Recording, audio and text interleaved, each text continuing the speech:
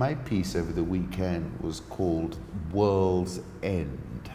I started quoting Antonio Gramsci. The crisis consists precisely in the fact that the old is dying and the new cannot be born. There is certainly a fin de siècle, an even apocalyptic mood afoot. The conundrum for those who wish to bet on the end of the world is this. However, what would be the point? The world would have ended. I learned that in the last 44 years we have achieved what we haven't in all this while, a mass annihilation of our fellow earthlings. Between 1970 and 2014, Earth lost nearly 60% of the mammals, birds, fish, reptiles, and amphibians, almost all of it due to human activity. What with the biblical cyclone in Mozambique, it's all too easy to think like Pompeo, that the moment of rapture might well be upon us. From that took me to the second coming, and I'm not going to read it in its entirety, but just the relevant stanzas. Turning and turning in the widening gyre, the falcon cannot hear the falconer.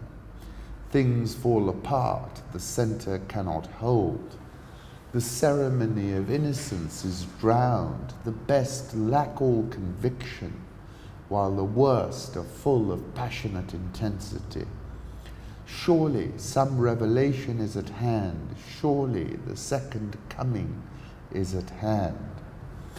I was the most innocent human being, President Trump told Sean Hannity. And the entire claque WikiLeaks Greenwald et al. Did a Hamlet. The lady doth protest too much, methinks. Over in the United Kingdom, the Brexit story continues to play out longer than the longest Oresteia. The Oresteia is a trilogy of Greek tragedies written by Aeschylus.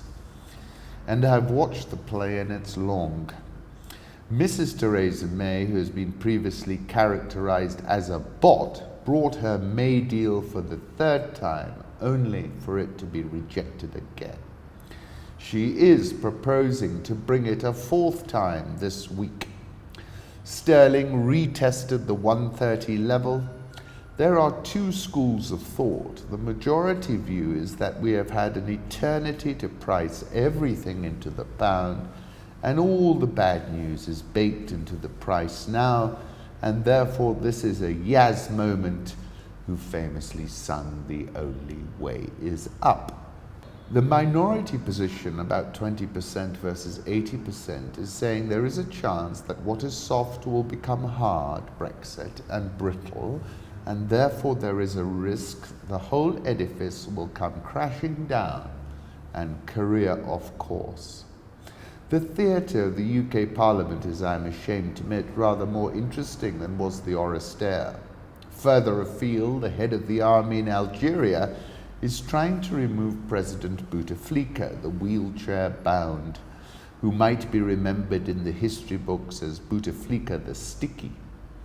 Article 102 of Algeria's constitution allows the Constitutional Council to declare the presidency vacant if the incumbent is too ill to exercise his functions, then ask Parliament to declare him unfit. In Africa in particular, a lot of leadership is in the departure lounge, but Bouteflika is surely the most extreme example. Sun Chartist, whom I follow on Twitter, said this: the premise of ZERP and NERP was always these are temporary measures for atrial fibrillation of the economy. 10 years later, the same medicine in ever larger dosage to keep the patient alive, the definition of a vegetative state.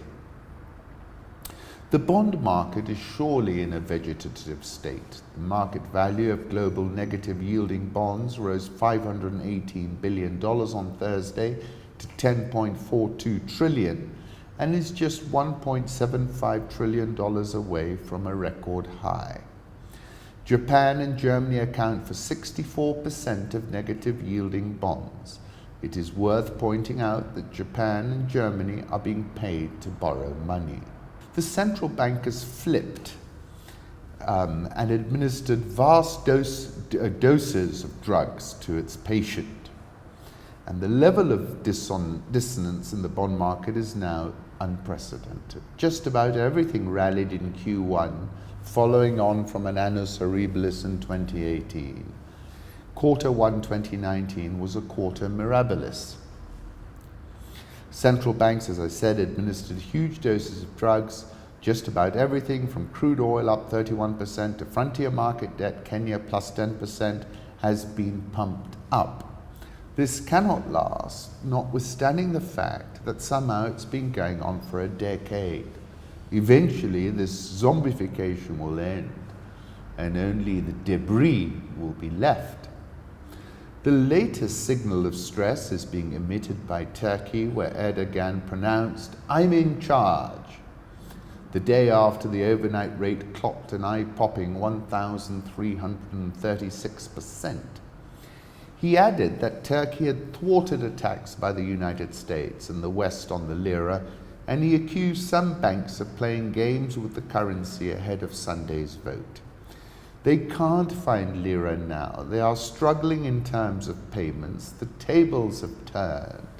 While they can't do this, the lira firms and the dollar falls, Erdogan said. His lack of analysis of the situation is his Achilles heel. President Erdogan will learn what Norman Lamont learned, and the Turkish lira is teetering at the precipice. Now, if the lira crashes, which looks very likely, the infection will spread out of Istanbul. We could see a major wobble, a flight to quality, and in that environment you might well want to own some yen. I spoke about the rapture. It is an eschatological concept of certain Christians consisting of an end-time event when all Christian believers who are alive will rise along with the resurrected dead believers into heaven and join Christ. Nancy Pelosi, of course, demanded that the Attorney General show her the report. We don't need you interpreting for us. It was condescending. It was arrogant. The Oresteia is a trilogy of Greek tragedies written by Aeschylus in the 5th century BC.